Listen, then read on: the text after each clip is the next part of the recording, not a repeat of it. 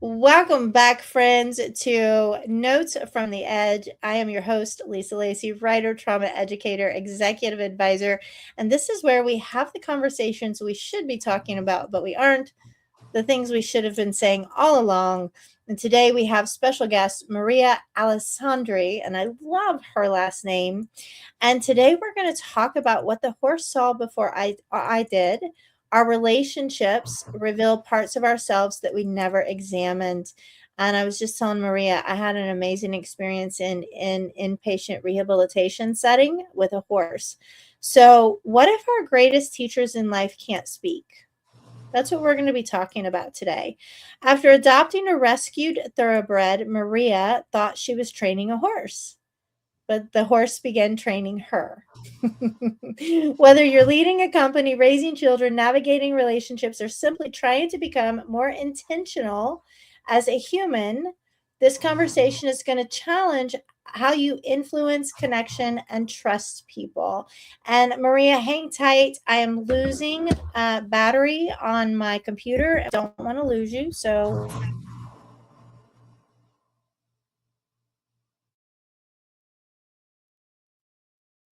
I don't hear you.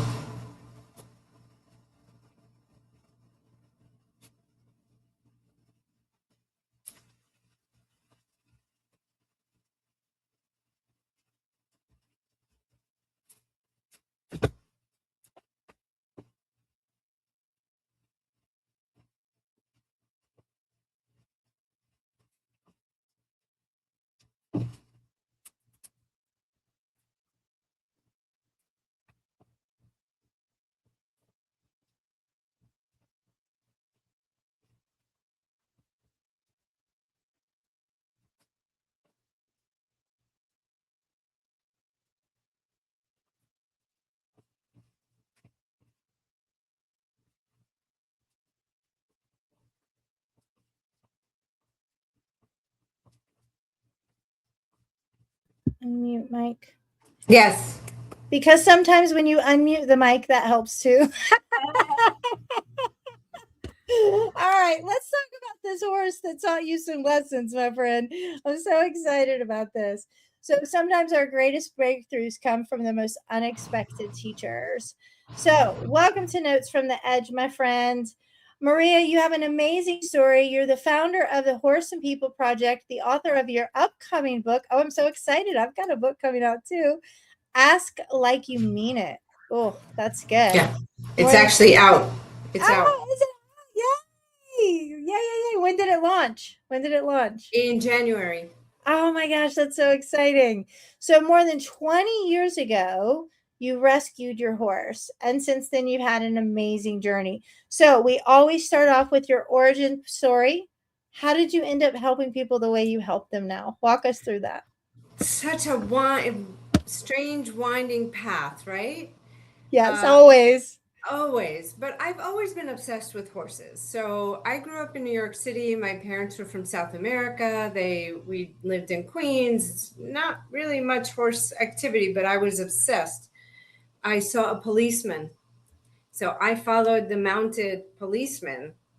He was on patrol on his horse, and I followed him to his barn and ended up being their summer groom and Oh, the kid that got their horses ready for patrol and things like that, because my obsession was so strong, anything to be near a horse, right? But then I went on with my life, college, graduate school, MBA, corporate life. Horses were always in the background. I would lease somebody else's horse. I would borrow a horse. The horses were never out of my life, but I wasn't in a position to have one full time. I also have 5 children, so in the middle of like working, and I'm in Maryland. Um, Used to work in DC, so I would commute to DC, and then just a lot wow. going on. I finally decided over 20 years ago, I adopted a thoroughbred. He actually was in a kill pen. And Mm, so a lot of people don't know that, yeah, horses, if they don't make it, especially thoroughbreds, if they don't make it on the track, they just end up in a kill pen, and they're mm, sold for meat pretty much.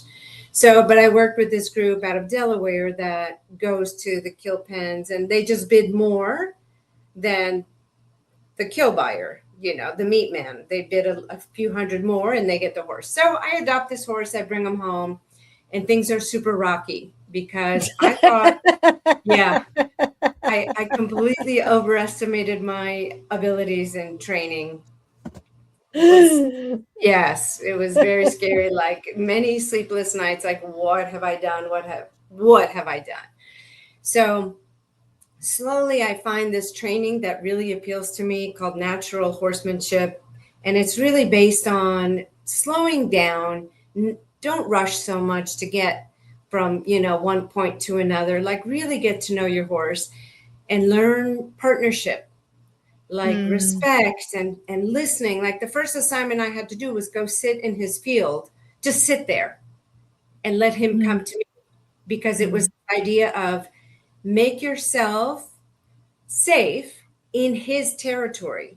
So if you mm. can sit in his field where he feels completely safe and comfortable, and he makes his way over to you to say hello, that's good. So that took a few days of just sitting there, and the whole time, what am I doing? What am I doing? When you're kind of corporate and it's like, I need to get A, B, C, and D done. And it's like, no, just go sit with your horse. Okay, I'll try it. You're But it like, did, what am I supposed to be doing? what am I doing? Yeah. But it did feel good. When he came over to me, I thought, oh, I like that.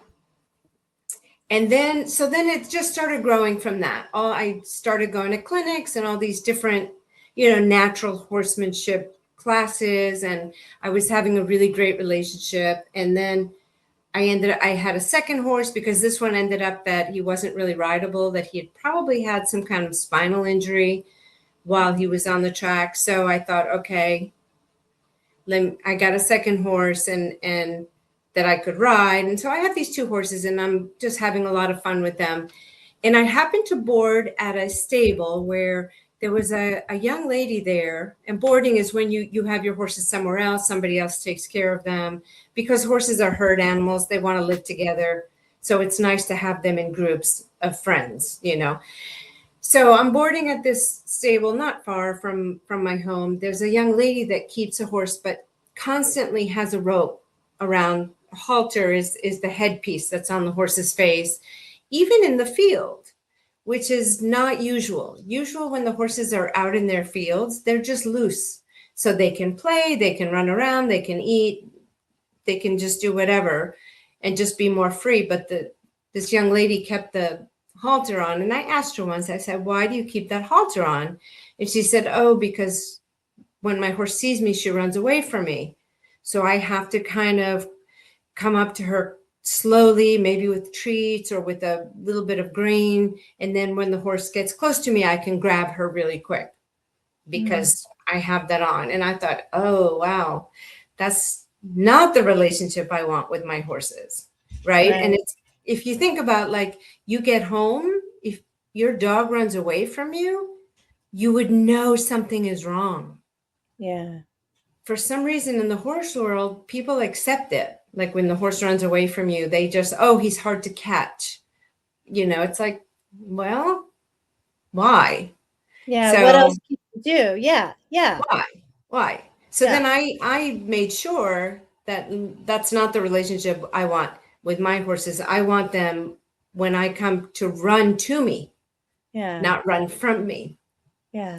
So by this point, I'm really into this natural horsemanship, and I'm, doing all these games with them.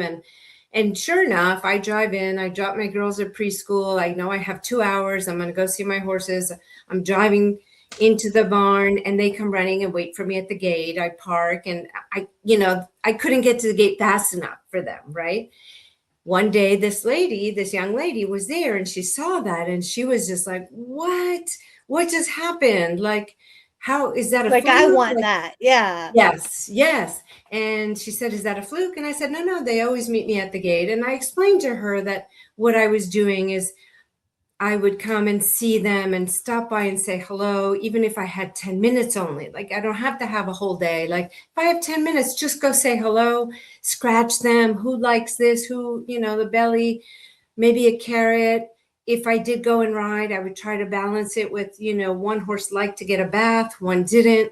So, the one that likes a bath would get a bath after riding. My thoroughbred didn't like baths, but he liked the clover patch in a certain area. So I would take him to the clover patch. And, if the dentist came, then we would try and also, spend a little time after. So anything that the horse didn't love, I tried to balance with something that he would appreciate. So, and That sounds like something we can do in life. okay, so that's where this all went, is like 10 years later. So I'm thinking, okay, great. I'm having a great relationship with my horses. I wasn't thinking that much ahead until I was having a coffee one time at my kitchen counter, and I see one of my teenage boys making his way into the kitchen, and then all of a sudden stop and start backing out. He's backing out of the room when he saw me. And he didn't realize that I saw him. I saw him see me, but he's backing out. And I thought, oh, I did to my son what this girl had been doing to her horse. It was like a dagger. It's like, I'm not seeing mom today. Out, Exactly. out. Like, not in the mood. No, thank you. Yeah. Oh. Because I had made our relationship so transactional. Like, did you clean your bedroom, your laundry, your college essays, blah, blah, blah. Right? Which, so he didn't want any blah, blah, blah. Yeah. you want the, and I hadn't been doing enough of the clover patch, carrots. Can you imagine? Here's a carrot, kiddo.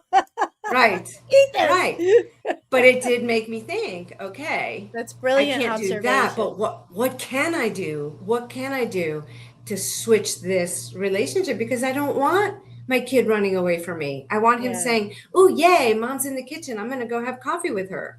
Yeah. And it was a big divide. So I'm like, okay, how do I get there? What does he like? Can I make him his favorite foods? Can I, he's a reader. So I would be like, hey, do you have any book recommendations for me? Or did you read this? Or, when he was in the car after football practice, I used to think, okay, he's captive now. He has to talk to me. No, he doesn't.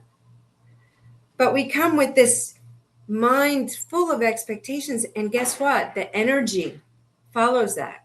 Mm-hmm. So I'm sitting in the car with all this energy of he needs to open up. He needs to tell me things. I need to know what's going on. And he's just going. Exactly. Yeah. Exactly. Yeah. So slowly I just thought, okay, the next 10 times, don't ask anything of him. Like no to-do list, nothing he needs to give me. I'm not grilling him about anything. Like the next 10 interactions should just be like, hey, like the book recommendation, or if we're in the car, I said, oh, I'm just finishing this book. Do you mind if it's the last chapter, or this podcast? Do you mind if I put that on? That way there's no pressure. He doesn't have to say anything because I'm listening to something else. Or if I left the room first, like, do you need anything from me? No, if not, I have a million things to go do, so release the pressure. And then if we did go to dinner, so having 5 kids, I tried to go to dinner with each one separately, kind of our date night, just to connect with each one. And so I would say, hey, can you update me on this before we go to dinner? And that way we don't have to talk about it again. Yeah. So just being so much more open about, there are things I need to know. Let's just get that out of the way so then we can go have fun. Yeah, I love that. So release and then that way I get to go to dinner and have fun too. And I'm not thinking in my head, got to take care of this and this and this and this and this and the list, right? The list. And the list. And how can I get this information out of him and, leave that energy behind? So it was the horse. Definitely, I thought I was just having a great relationship with my horses. I didn't realize like all these lessons were starting to spill over into my human relationships. That's when they it was are good teachers. Horses are good so teachers. So good. Yes. Yeah. So when I was in inpatient rehabilitation, I'm 50 now. I just turned 50, and I turned 40 in rehabilitation. And I went to a dual diagnosis center thinking I had maybe a bad marriage and a slight drinking problem. I came out with a chart this thick. I had a few more problems than I thought, but they had an equestrian center there as part of the rehabilitation. And I've never been around horses. They're very large animals. They can be very intimidating. And they put me in the little corral with this crazy ass horse that was like going around, and they're like, stand there. And at first I was really, really scared. I mean, they're giant animals and I've never been Yeah. around one. And so it was foreign to me. But Maria, I stood still. This was the craziest, trippiest thing. And I took a big deep breath, and that horse stopped and came to me. Was crazy, but yeah, just intuitively I connected through breath and through this calmness. Boy, they can sense energy. Yes. And you know what? When people say don't let a horse know you're afraid, no, he already knows it. Yeah. Don't fake it. Yeah. That they don't like. They don't like when we're fake. Yeah. I had a client once working with the horse, and she's smiling and asking the horse to come. He would not come anywhere near her. He's just like, come here, the horse, come here, the horse. And he's like, oh no, this lady's scared to death. He's like, I can't trust that because what I'm seeing and what I'm feeling are two different things, and I don't trust it. Isn't that a lesson for life? Yes. Yes. Actions and words, and trust your gut. Like horses Yes. trust their gut, right? Like, yes. I'm very much a dog person. My second or third memoir will be Dogs Don't Gaslight, because dogs are such great witnesses. They like you if they like you. They don't if they Yes. don't. If they make up their mind, they never change their mind. And if they pick you, they are loyal to you for life. Yeah. Yeah. Yeah. Yeah. It's a lot of similar. Yes. Now, yeah. And a lot of the issues also comes up because we're predators. Mhm. Right? Humans are hunters, we're predators. A lot of what we do, horses are prey. They don't eat other animals, they eat grass, they run when they're scared. So really we shouldn't be friends at all. So the fact that horses are willing to work with us is a gift. And the fact that you had that, experience where the horse came to you, like that's a gift, because he's coming to you, he's believing you, he's trusting you. And so it becomes like an honor, like, okay, I have to live up to this now, because it's 1,000 pounds of an animal that could kill me. Yeah. So yeah, Well, it taught me a lot about energy and breath. Yes. And how important and valuable that was. And again, the dual diagnosis center that I was in, because it addressed mental health concerns and it addressed any addiction components, was the beginning of my healing journey. But that was such a profound moment in that little corral there. Yeah. And that here. Yes. And that reminds me, I had a client one time where she stepped in and we were working with, I had a quarter horse named Rocky. And quarter horses, he was 28, like older guy. He was not into running around. Like he was just semi-retired, living a good life. This person stepped in and he started running around like crazy. So, but she was very calm in my eyes. Right? From what you saw. From what I saw.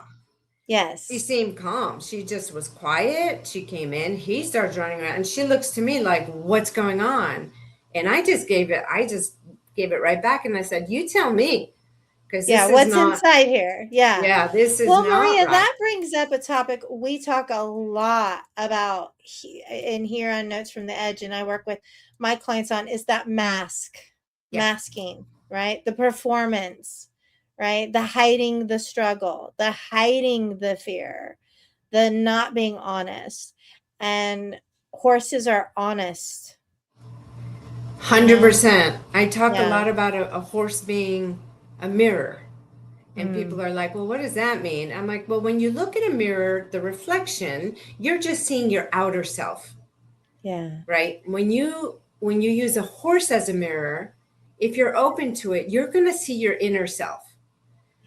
So because they don't care about appearance, they don't care about job titles, they don't care about social media, they don't care, about all these things that we worry about.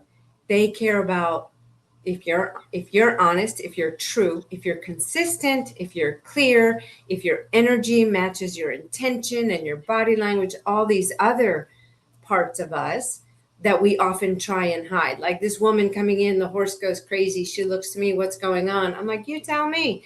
And she's like, I don't know. And I said, does it surprise you? This isn't like him. And then she finally Did said, she well, did she dig in a little bit? she finally said, well, people do tell me I'm too intense. I get Exactly that. what she said. And I'm like, well, he felt it. I didn't feel it. I bought the mask. I didn't Yeah. feel it. I think sometimes we've learned to be a little tone deaf as Explain that. humans Elaborate on that a little bit. because we've worn the mask for so long, because we've been performing for so long, because we've seen people performing for so long. We buy it. We Mm, don't always the check in with veneer. our The yeah, veneer. Yeah. yeah. And we're just not, I think kids are a little bit more open to feeling energy, and Until we as, shut them down, eventually we condition yes, it out of them. Yeah. exactly, Yeah. exactly. And So, then most of our adult lives, if we're on the healing growth journey, is getting back to that thing that yes, was conditioned out of us, right? yes, Yeah, yes, absolutely. Absolutely. yes. Well, leadership without control. Okay, your work challenges traditional ideas of leadership. Let's talk about that. So, what does real leadership look like when it's not built on dominance and fear? Because that kind of sucks. Yeah, yes. Um, I always work with horses when they're loose. So, like you Okay. said in the round pen, I have a round pen. We work with the horse loose because I don't want to rely on pulling, dragging. I want to learn how to lead from behind, first of all, because horses, their power is in their hind end. So that's where I get them moving, was when I lead from behind. And in human terms, that's like supporting and encouraging. So I Yeah. don't I don't want to drag you. I want to support and encourage you. Even with children, I want to support and encourage you to do the right thing. Not because mom said, not because the boss said. It's you want to teach your staff. You want to bring out the best in people, not because they're afraid of you.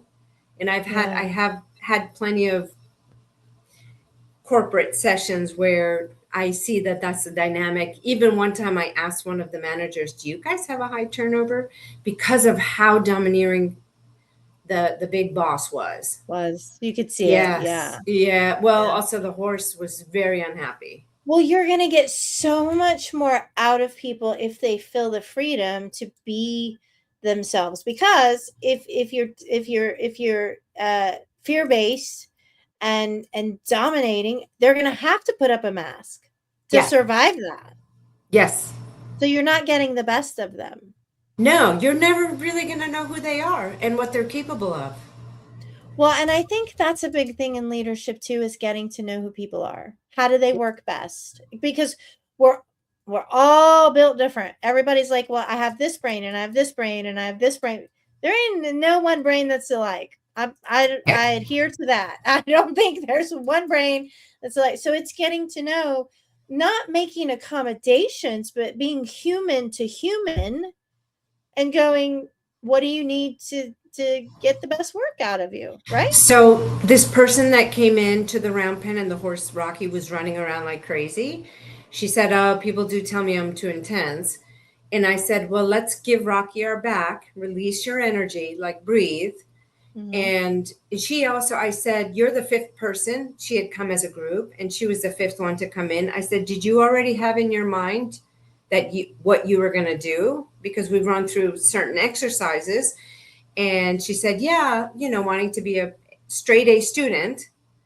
Again, Mm-hmm. she came in with all that energy. And I said, "You're blocking any kind of communication. You came with your list and you're not waiting for him to You respond. already had it figured out, not You have it, curious, yeah, right? not Curious. curious." And you mentioned the word willingness. I think curiosity and willingness are two of the most beautiful, overlooked emotional intelligence skills that we could talk about. Because if you're willing to consider, right? Think about that.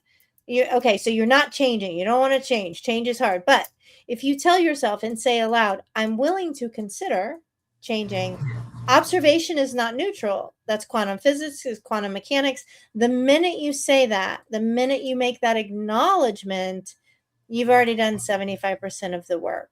So, I actually used to go to a therapist that did tapping, mhm. and she used that kind of language too, and I found it very eye-opening, and like, wow, I feel like I can do so much more when I Yeah. think I'm willing to. Yes. Yes. And be Yes. curious about, and I got a lesson today. Something amazing happened today that I wasn't expecting, and it just made me realize how much I had started to fall back into old patterns of catastrophizing the future, like already having it figured out, things are all going to fall apart, and got curious, got back into my mantra, everything always works out for me with grace and ease in my favor, and lo and behold, it did do that. So I absolutely love these lessons, and I just love the idea of having the whole corporation come work with you. So Yeah. all right, parenting, boundaries, and communication. Parenting is one of the hardest jobs we're ever going to do, and I always say it's the job that we try our hardest at, but we always feel like we're failing at it. So you often say the same lessons that work with horses work with children's family and even corporate teams. So what are some of the biggest communication mistakes people make when they're trying to be heard? When they're trying to be heard. So one of the another early lesson that I had, and this was very much a parenting. My daughter came home when she was 16 and announced, I want a tattoo. And I was like, nope, you're not doing that. I don't have anything against tattoos, but I thought she's 16.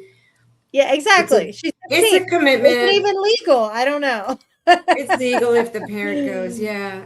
But I just immediately was like, no, that's not happening. And she said, well, I have a friend and he does them in his basement. And this is high school, right? High school. Yeah. So I thought, well, that's just not okay. Like, I was floored. And with this Oh, particular child, I thought, this is not just a threat. She he's might gonna do actually it. do that, right? So Oh then no. I had to think. I said, okay, give me a day. Give me a day, because That's I needed nice. to think about it, because we were going back and forth and it was getting heated, because I'm like, no, dirty needles, this or that. You don't really know what you want. Yes, I do, Mom. And don't think I can't make up my own mind. The typical.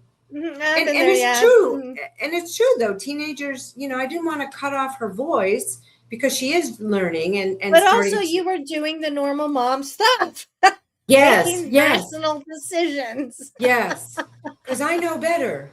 So yeah, but at the same time, so I started thinking, okay, what are the ramifications? Let me think this through. Let me think this through and see where this takes me. If I continue to say no, is she going to sneak out and do it? She might. And then what? I take away her phone, I punish her.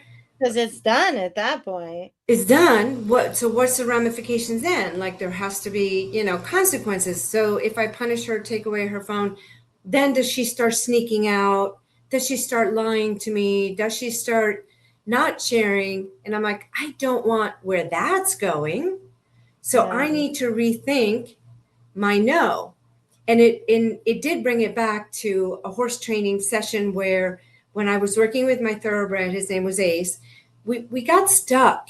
We both got stuck, and he wouldn't move and I wouldn't move. And the trainer had told me, don't move backwards, because that's retreating. So Okay. in horsey world, you don't move backwards, because then the horse is going to think he's in charge. Okay. So I'm like, okay, but how do I get us unstuck? So after a few sessions, I finally figured out, if I move sideways, then he moves. Then he'll move. We get unstuck, and then he came to me. So I thought, okay, so redirect, don't retreat. So I just Okay. needed to redirect his focus, and he was stuck. And let me just redirect where we are instead of retreating, and then solve that problem. And I did it over and over again, and it worked every single time. So then I thought, well, at this point, I'm already always starting to think of how these lessons How does this show up in my real life? Because it's not about the horse. He's responding to me, right? Yeah. So I have to bring it back in the mirror, like, okay, it's me, not him. He's not being a bad boy. He's not, it's me. It's what am I doing? So how can I apply this to my daughter's tattoo situation? And I thought, okay, maybe I can redirect and negotiate. Mm-hmm. Because I thought she's 16. She's coming to me first. She didn't just go and do it. Let me honor that.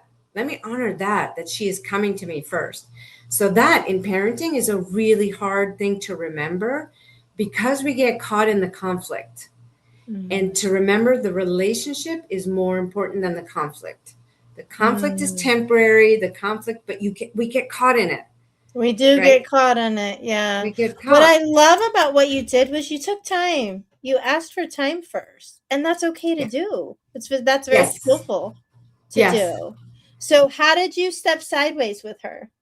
So we negotiated. I said, okay, you can pick the design and the placement, but I get approval.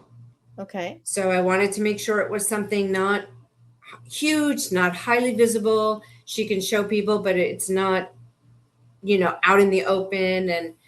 And then I would pick the studio so I could check what the reputation was and all that. And I would go with her, and she wanted me to go with her, and I would pay for it. Oh, And I would pay for it because tattoos are expensive. So for her, she they was are like, expensive. My daughter has about 31 of them. She's got patchwork yes, tattoos from about here down now. We yes, had the same discussion when she was 16, but it was about piercings. So, because okay, I was like, not until you're 18 with the tattoos. And boy, yeah, did she go nuts at 18. But we started with an ear piercing up here, right? So yeah, we had to do the same thing, negotiate. I picked the right, place, make sure it was sterile, all of right. that, and went and And signed it, for it. Yeah. and again, for me, it was about leaving the lines of communication open. Mm-hmm. So if she was coming to me, now I have other children that I could have said, wait till you're 18, and they would have been like, okay, that's fair. But Yeah. I knew with this one. So again, your point about getting to know individuals Mm-hmm. individually, Yeah. you have to get to know. You have to So ask questions. yes, You have to ask yes, questions. I think one of the strongest, easiest questions to ask people is, how can I best support you right now? Such a powerful question. How can I best support you right now? Not how can I yes, help you, but yes, how can I best support you, uplift you, inspire you? It's getting into that, what do you want and need so that productivity is high on your team, so that turnover is low. So interpersonal conflict is low. I mean, the studies show that if you have emotional intelligence programs in corporations, turnover is low. Interpersonal conflict decreases by some crazy number, like 25%.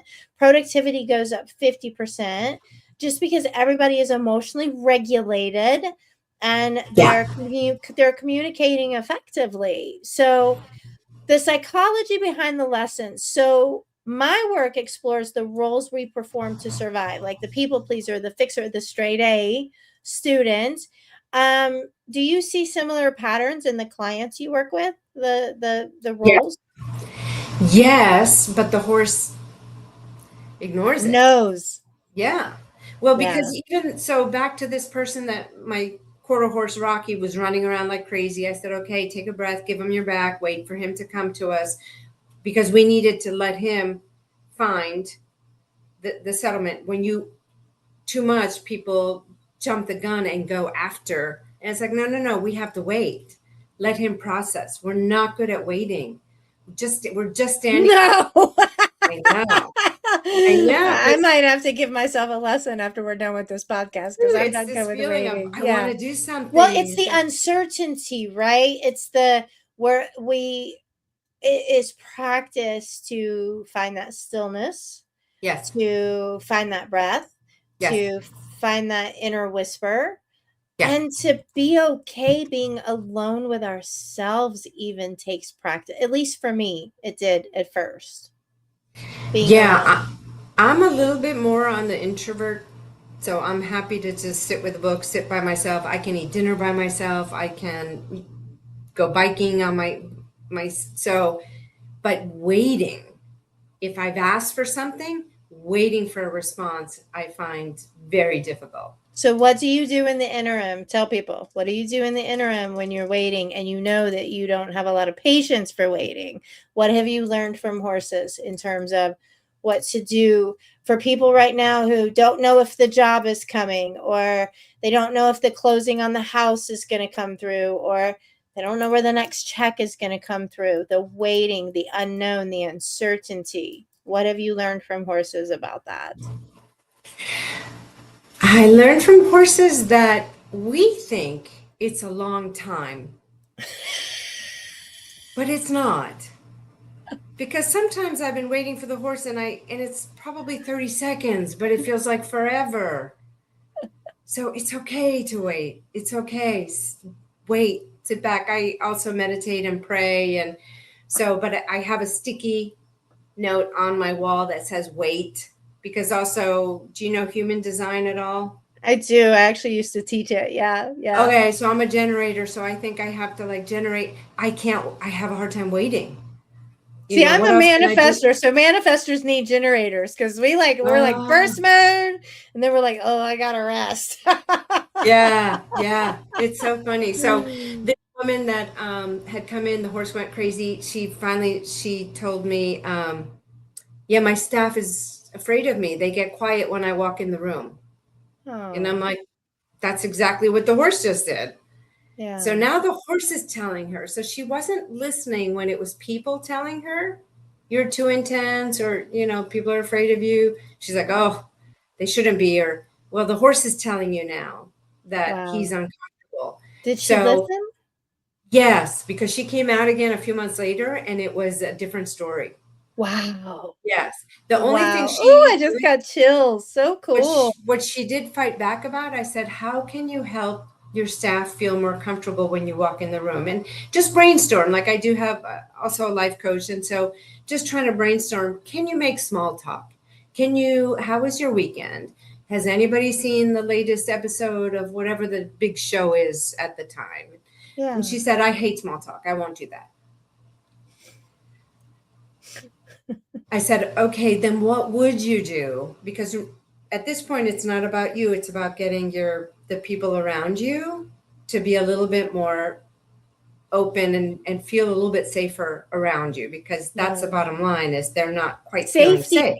foundation. Yeah, Yes. So even if you don't like small talk, can you find a way to engage a little bit more and see how people get more comfortable and more open, and that way they might be more willing to come to you when they're having a problem with an assignment because they hadn't been. yeah. So yeah, she came back a few months later and it was like, oh, I can't believe this is the same person. That is Yeah. awesome. That is awesome. Yeah. I love Now that. I I've love had that. plenty of instances where I'm like, yeah, I doubt this person is going to make a change. That would be my mother. Yeah, some people are just not going to be, and I think that's an important lesson alone, is that some people are not going to be on the growth path this time around, and we have to meet them where they are. We can set boundaries, we can only talk about certain things, we can control how much time we spend, we can close down the conversation if it goes to a place we're not comfortable with. But you started out talking about the expectations. Yeah. Drop the expectations, because the Yes. expectations are the thief of happiness. Like, you're going to be Yes. disappointed if you have huge expectations of yourself or others, really. And after a while of doing it enough, you find relief. And I Yeah. don't have to manage. I'm providing a service. If people don't go home and change, that's not on me. Yeah. They have to be Yeah. willing to look at it and to possibly take something in. And when people come as corporate, a lot of times they're forced to come. This is a corporate outing. Mhm. And most of the group, the horses win over, but there'll be one or two people that are still like, I don't want to be here. Yeah. Well, Yeah. actually, I had a teenager one time, 3 moms and 3 boys. And the boy, when one of the boys got out of the car, slammed the door, stands like this the whole time. You knew right away he wasn't thrilled about being there. I mean, that was obvious to everybody. And so he didn't come in till last. He was last. So they went, they're over chatting. The other two boys are chatting. And he's pushing on my horse and Oh, doing just brusque and not nice, And he goes, why won't he move? Because then my horse was like checked out. And I said, oh, because he knows you don't want to be here. So he's not going to do it either. Like if yeah. you're not really going to be involved, he's not going to waste his time either. My Well, you horse. bring up a good point then that talks about presence, right? Yeah. Being present with people, Yes. with your teams. I Yes. mean, the one client you had, I mean, if she didn't like small talk, she could be present with them in active listening and what they're into if she Yes. didn't want to do the talk. So, yeah, Right. did the young man have any kind of epiphany or change or So no? he did. So he said to me, he goes, I don't want to be here. And I said, yeah, I Mhm. know. I said, I'm sorry. I'm sorry. I can tell mom dragged you here. Sorry. I said, but you know what? It's your turn with the horse. Don't miss this opportunity. Mom's over there. Like she's chatting with her friends. Don't worry about her. Like, how about you take this time? And he did. And he slowly became present. My horse connected with him. Within 10 minutes, the horse is Oh, following him around like a puppy dog. And the kid's I like bet he feels yelling, good. yes. And the kid's like Oh, yelling to his friends, like, look, Jake, whatever, look, that's and awesome. it was like, because you decided to be present. You stopped just nudging him like this, not connected at all. Yeah. So I was like, yes, You've had hopefully, some amazing spiritual moments working with horses, it hopefully sounds that's a like. lesson he keeps with him. Like, I'm okay. sure. I'm sure because the one I had in inpatient rehab, I get to keep forever. Yeah. That's memory I Yeah. get to keep. All right, show us that book again. Yeah. Tell us what it's about. So ask like you mean it. Lessons in communication from an unexpected source, my horse. So I call it all about communication. It's about relationships. When I used too much leadership, I would lose the parents. When I spoke parenting, I would lose the leaders. And I'm like, it's the same skills, right? It's the same skills you need in both arenas and in life. And they're really just about communication, how you communicate. And so I wrote the book because I love telling the stories of the clients.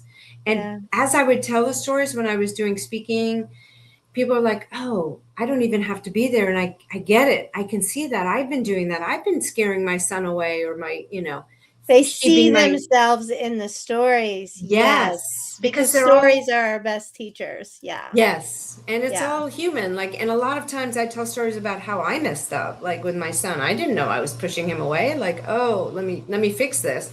And so I wrote the book about the stories and so people, not everybody can come to the barn, right? But I want them to Yeah. be able to learn from it. Experience it. You Yeah, don't because have to be there to the experience horses it. taught me. So I feel now like I need to teach others. I love it. Well, where can people find you? And we're gonna put all of it in here, but where So can they find you? it's on Amazon, it's on Barnes and Noble Press. Okay. The title "Ask Like You Mean It" is something I had to refer constantly when people were working with the horse. Like ask like you mean it. Like there has to be intention behind. If you're going to ask for something, it should be intentional. Don't just Well, ask. and you got to know what you want in You have order to to know what ask you for want, it. Yeah. and you have to know what does it look like. Like I would have people saying, "I wish you were more communicative." What does that look like for you Yes. exactly? Or I wish my husband would help out more. What exactly does that look like? Because it's too vague. And with Yeah. horses, like with horses, you can't be vague, you can't be ambiguous. You have to be very clear. That's how Yeah. they respond. And it's a relief. And so a lot of times, ask like you mean it. Don't just kind of maybe at some point maybe the horse will do this. No, no, no. You have to come with your energy and intention aligned, like asking the horse to back up. I want you to back up 3 steps. And I would have people that would push and push and push. The horse would back up 4 or 5 steps. And I'm like, is that what you asked for? No, but bonus, I got bonus steps. And I said, the problem with that is now it's all ambiguous. It's It's murky two waters. backwards. Yeah, it's like, no, you need to be more intentional. You want 3 steps, ask for 3, and then release the pressure. Stop asking. Because Release the outcome.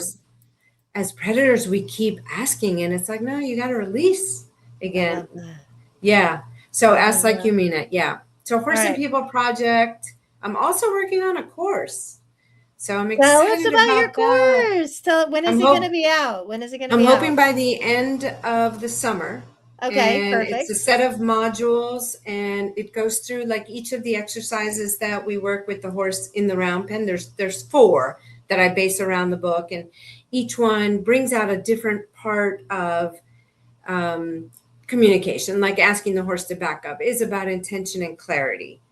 I love And that. asking the horse to go around the ring, I call that the send, but the bigger part of that is the invitation for him to come back in. I love that. So Because you have your own framework now yes, it's a whole from framework. Yes. working on this. Well, we Yes. look forward to that. Listen, my friends, if this conversation resonated with you, be sure to follow Maria's work.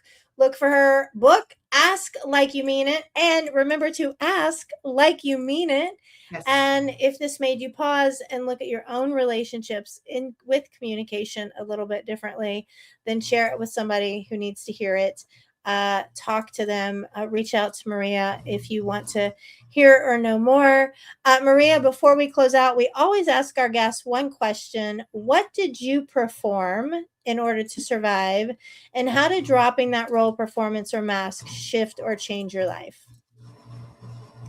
So definitely this performance of I have it all under control. That one will get you in trouble. Yeah. Because the universe is like, no, you don't. No, you don't. I have nothing under control. And just the grace that allowed learning that I Yeah. don't And you need to don't have have. to.